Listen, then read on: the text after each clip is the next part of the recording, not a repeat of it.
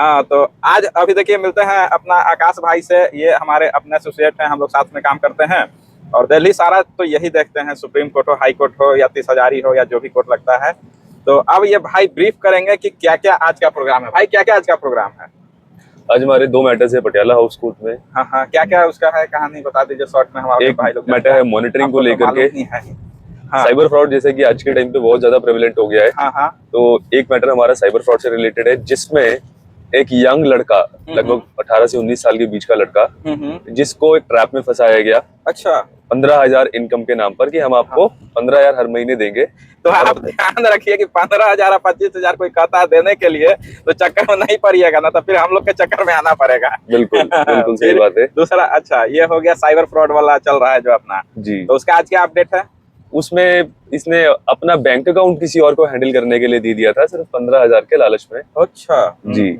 और जो कि आगे वाले ने उसका इस्तेमाल किया, उस बैंक अकाउंट का हवाला का पैसा या फिर जो भी फ्रॉड करके जो भी पैसा अर्न किया गया था उसको ऑपरेट करके उसको या तो एटीएम के थ्रू विड्रॉ कर लेते थे या चेक से विड्रॉ कर लेते थे।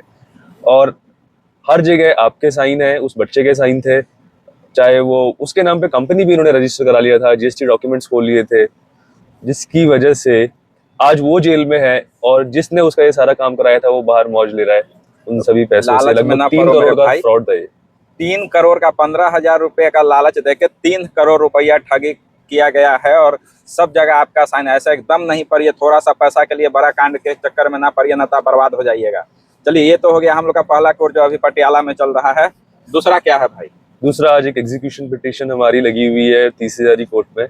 एग्जीक्यूशन मतलब हमारे क्लाइंट के अगेंस्ट में 7.5 लाख की डिक्री हो गई थी, मतलब कि उसको वो पैसे, जज ने, माननीय न्यायालय ने फैसला दे दिया था कि ये पैसे उसको देने ही पड़ेंगे। तो हाँ हाँ, तो हमने उसके अगेंस्ट में दिल्ली उच्च न्यायालय में अपील लगाई थी, अपील फाइल करी थी कि जो जिला न्यायालय है उसके द्वारा दिया गया फैसला गलत है और इसको बदला जाना चाहिए। क्योंकि कोई भी पार्टनर अगर अपने दूसरे पार्टनर के अगेंस्ट में रिकवरी सूट फाइल करता है सेम पार्टनरशिप फर्म में, तो वो तभी कर सकता है जब तक उसकी पार्टनरशिप फर्म रजिस्टर्ड है लोकल रजिस्ट्रार ऑफ कंपनी से।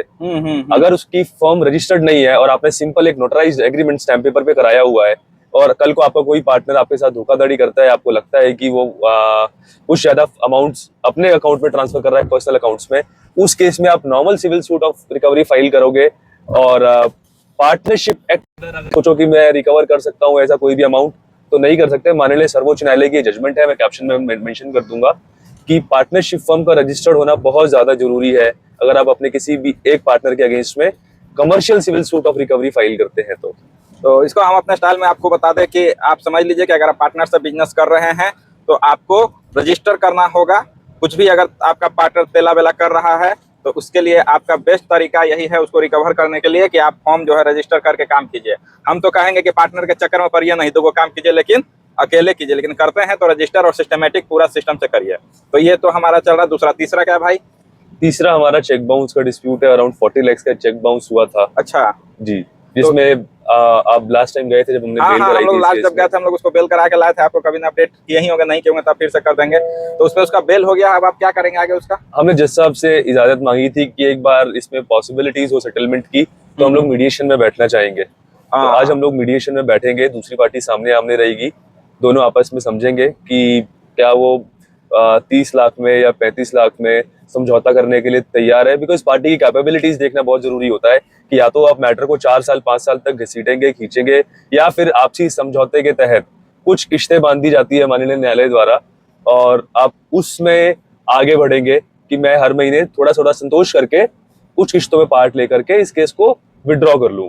और ध्यान रहे कि मीडिएशन में आया हुआ कोई भी फैसला है, मीडिएशन सेल में जो भी जजमेंट या जो भी एग्रीमेंट बनता है दोनों पार्टीज के बीच में, वो आप ब्रेक नहीं कर सकते हो। अगर आपने उसमें एक तरफ आपने मान लिया कि मैं पैसे देने के लिए तैयार हूं और कल को अगर आप वो पैसे नहीं देते हो तो इसमें आपके अगेंस्ट में 406 की कार्रवाई हो सकती है, चीटिंग हो सकता है। आपने स्टैम्प पेपर में बोली है जो भी बात रखी गई है, तो वो उसकी अवमानना मानी जाएगी, कोर्ट की अवमानना मानी जाएगी और उसके अगेंस्ट में एक एफआईआर भी रजिस्टर हो सकती है आपके अगेंस्ट में। तो हम इसको बता देते हैं अपने स्टाइल में कि भाई देखिए, अगर 2 गो मामला लड़ रहा है उसको हम लोग मीडिएशन में जाते हैं, दोनों मैनेज करते हैं, तो उसको करना होगा जो मैनेज मान लिया कि फिर बाद में नहीं मानेगा तो उसके लिए केस भी हो जाएगा, मामला बढ़ भी जाएगा।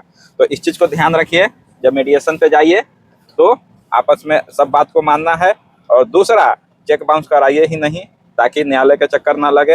अगर इस तरीके से देखिए, ऐसा जल्दी कोई बोलता नहीं है, लेकिन हम हैं सोनू भाई, हम आपको हमेशा, एडवोकेट सुनील कुमार, आपको हमेशा सही जानकारी देने का ही काम करते हैं। तो ये मीडिएशन वाला हो गया कि चेक बाउंस के लिए मीडिएशन में, हाँ एक चीज है मीडिएशन में, अगर दो गो भाई, दो गो रिश्तेदार अगर जमीन और प्रॉपर्टी के लिए लड़ रहे हैं तो सबसे पहले मीडिएशन में आइए, दोनों मीडिएशन में मैनेज कीजिए, इससे आपका समय, पैसा और एनर्जी सब बचेगा। तो मीडिएशन का सही इस्तेमाल कीजिए, एडवोकेट के साथ में हमेशा मीडिएट कीजिए, है ना भाई? बिल्कुल। चलिए दूसरा तीसरा बताते हैं। दो तो हो गया भाई। देखिए, दिल्ली हो चाहे बेंगलोर, बेंगलोर गए थे ना, इतना जाम लगता है कि स्थिति मतलब बहुत दयनीय है यहाँ के सिस्टम का। जैसे ही देखिए नोएडा तक एकदम स्मूथ आ गए मक्खन की तरह, और ओकरे में ट्रेनिंग लोग चलावे वाला होता है, ओकरा बुझाता नहीं कब ब्रेक लगाना है, कब अभी ठोक ही देता है हमारा गाड़ी को। तो क्या करें, हम लोग कभी ठोक देता है।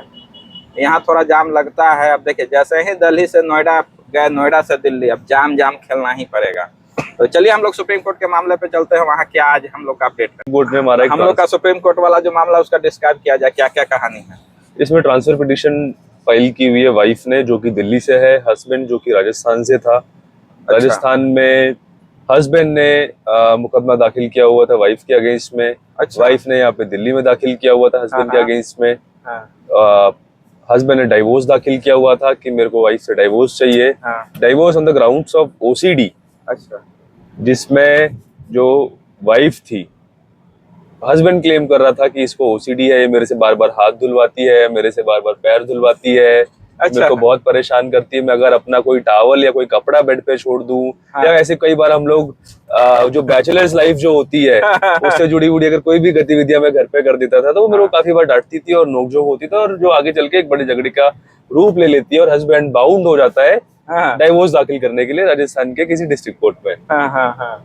उसके बाद हस्बैंड यहाँ पे जो वाइफ थी उसने दिल्ली में हस्बैंड के अगेंस्ट में मारपीट, मानसिक प्रताड़ना, ये सब सारी चीजों का मुकदमा दाखिल कर दिया। तो वाइफ ने साथ के साथ ही, अगर एक स्टेट से दूसरे स्टेट में कोई भी केस है, कोर्ट में दिखाते हैं आपको कि क्या क्या प्रक्रिया चल रहा है। जो भी ऐसा कुछ हो जो कि कोर्ट के कैमरे के बाहर कर सकते हैं, हम आपको एक्टिविटी दिखाएंगे, आपको मजा आएगा, हमारे साथ जुड़े रहिए। तो फाइनली लंबा ड्राइव करके 1.5 घंटे, 1 घंटा 17 मिनट शायद टाइम था, उतना ड्राइव करके आ गए हाईकोर्ट।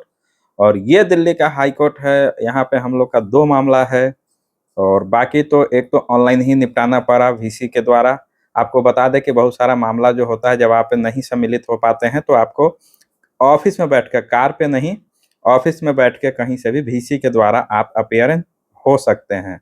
तो बहुत लोग को लगता है कि सोनू भाई ये तो ज़्यादा दिन इधर उधर रहते हैं, तो भाई हम जो है ना अपीयर हो जाते हैं वीसी के द्वारा, और आप कंप्लीट वैसे ही जैसे फिजिकल होते हैं वैसे ही वीसी के द्वारा। ये कोर्ट रूम है इनसाइड में, ऐसे तो आप देख सकते हैं कितना साफ सुथरा स्वच्छ है। अभी हमारा बस नेक्स्ट हेयरिंग हमारा है।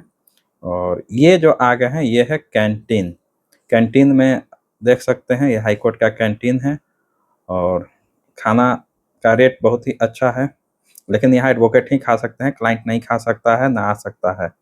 और ये हमारा एक चैम्बर में वर्कआउट करते हुए है, ये हमारे सब एसोसिएट हैं जो काम करते हैं। और ये एक डिस्प्ले बोर्ड लगा होता है जिसमें आप देख सकते हैं कि किस कोर्ट रूम में कौन सा केस चल रहा है। और साथ में भाई देख लीजिए कितना मेहनत कर रहा है, एकदम हाई कोर्ट के पेड़ को शेप साइज में चमका रहा है। सही है, सबको अपना मेहनत योगदान दे और लगे रहिए।